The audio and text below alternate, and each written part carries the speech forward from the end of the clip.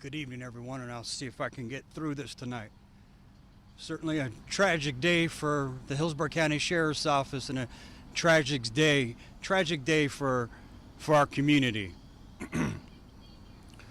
About 3:42 this afternoon, our deputies receive a call for service from the management at the Paddock Club Apartments here in Brandon.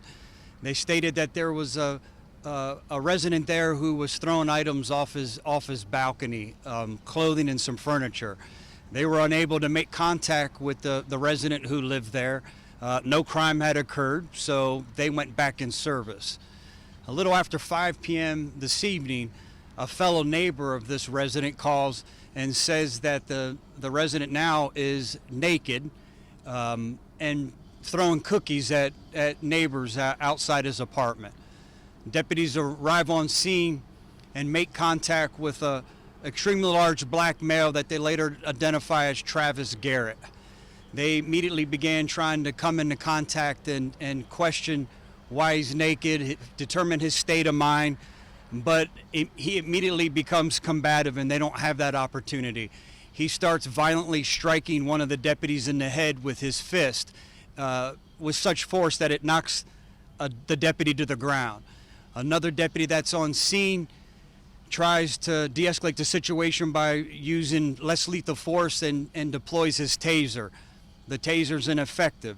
The deputy who was struck on the ground gets up and tries to deploy the taser again. Matter of fact, tries to deploy the taser twice, and both times it's ineffective. Mr. Garrett then gets in his car and begins to flee from the deputies through the parking lot of the apartment complex. The deputies run to their cars. They have already asked for cars to come and backup to come as they're being struck by this individual. So deputies are already on their way to the scene. They start activating their emergency equipment through the apartment complex. He decides as he's fleeing from these deputies to strike the back gate and not wait for it to open, and rams the gate, exits the back of the apartment complex with the deputies giving chase. He comes out on the Brandon Parkway, ultimately ends up on Lumsden, the road behind us, traveling westbound, fleeing from deputies at a high rate of speed. One of the units who responded to the calls for help was Corporal Brian Levine. Corporal Levine was in the area.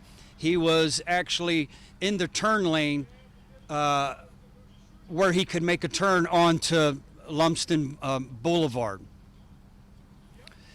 This individual, Mr. Garrett's traveling at a high rate of speed.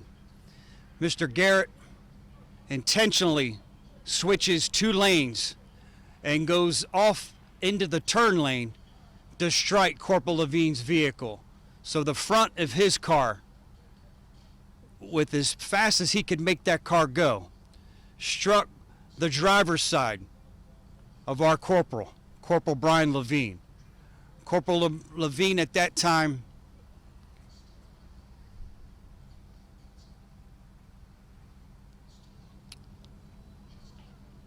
is unresponsive, trapped in this mangle of devastation that Mr. Garrett caused when he intentionally struck this deputy. The deputies can't get to him to perform life-saving measures. He's unconscious. They're doing everything they can, from breaking windows, trying to crawl in through the back window, but the corporal was trapped, again, from this devastation caused from this traffic crash. Ultimately, fire rescue gets there, works on the car for several minutes using the jaws of life, was able to free this deputy. Again, he's still unresponsive. They take him to Tampa General Hospital, where he had succumbed to the injuries.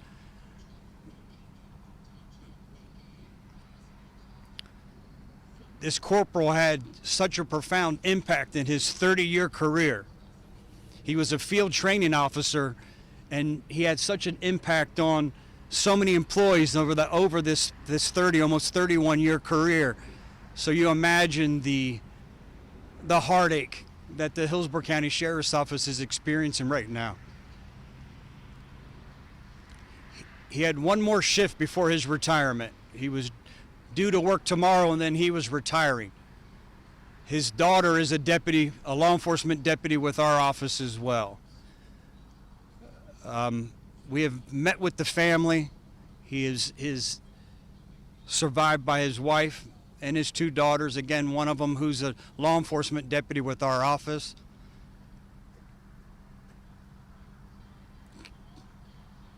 You can only imagine the pain that they're going through being one shift away from retirement. We now are in the process of investigating the crime scene. The state attorney's office is also on scene.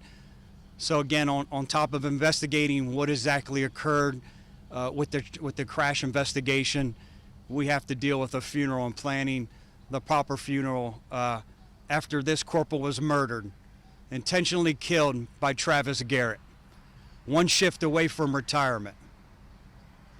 So on top of investigating and doing our job, serving this community, we also do everything we can as a sheriff's office family to serve Corporal Levine's family and honor him as the hero and for the service that he left behind as a teacher, as a mentor, and again, someone who unselfishly served this community.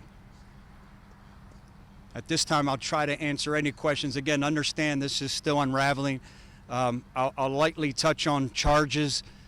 He has not been formally charged.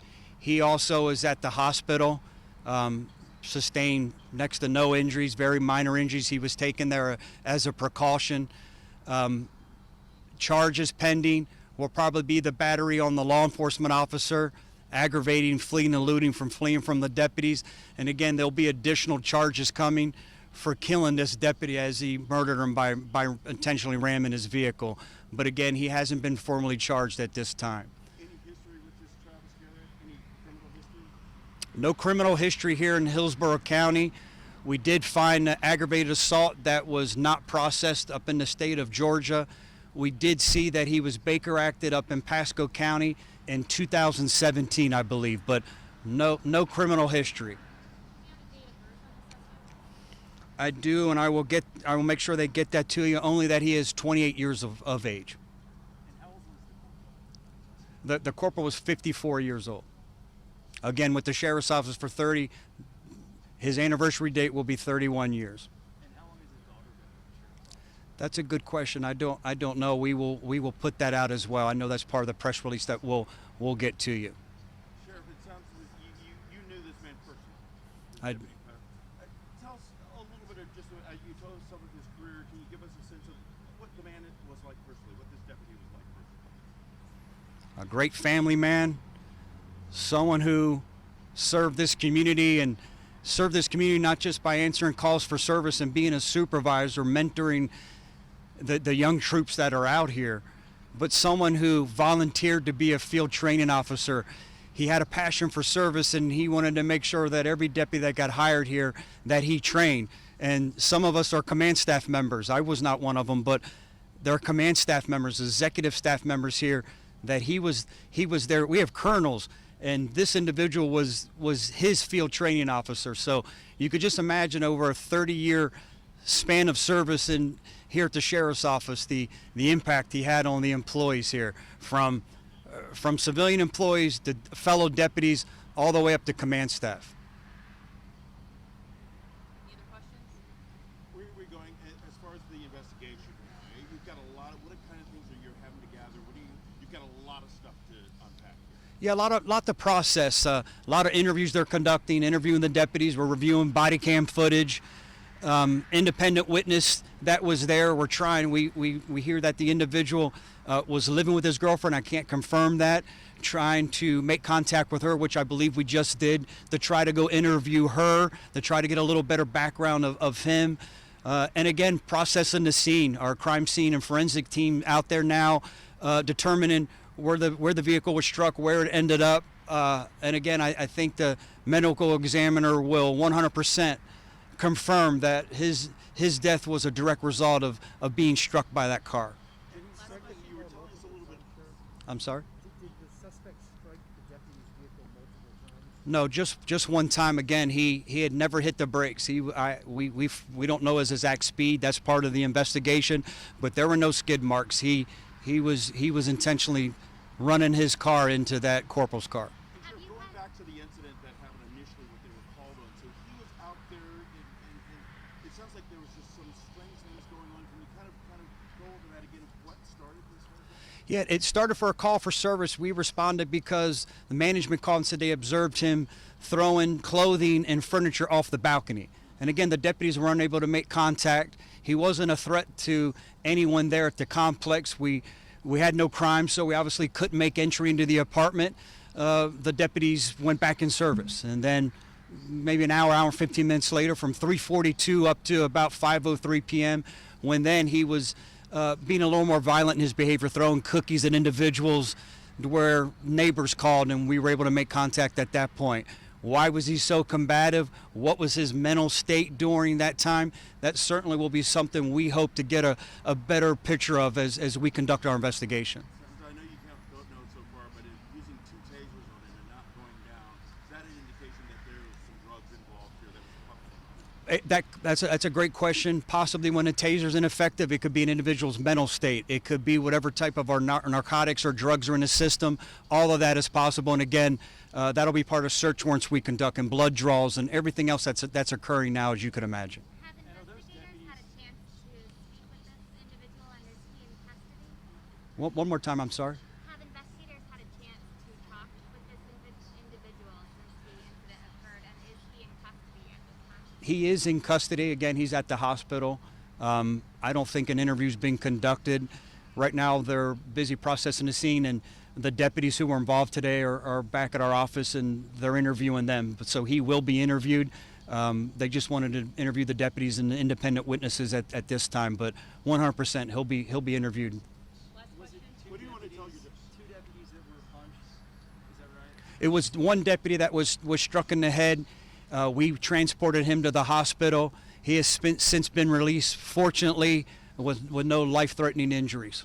What do you want to tell? I mean, you've got a lot of deputies out there that are hurting right now, especially in your department. What do you want to tell them right now? Same thing I told the deputies when I got on scene, the deputies that were his squad mates that work with him, squad mates that were at the hospital when he was transported there.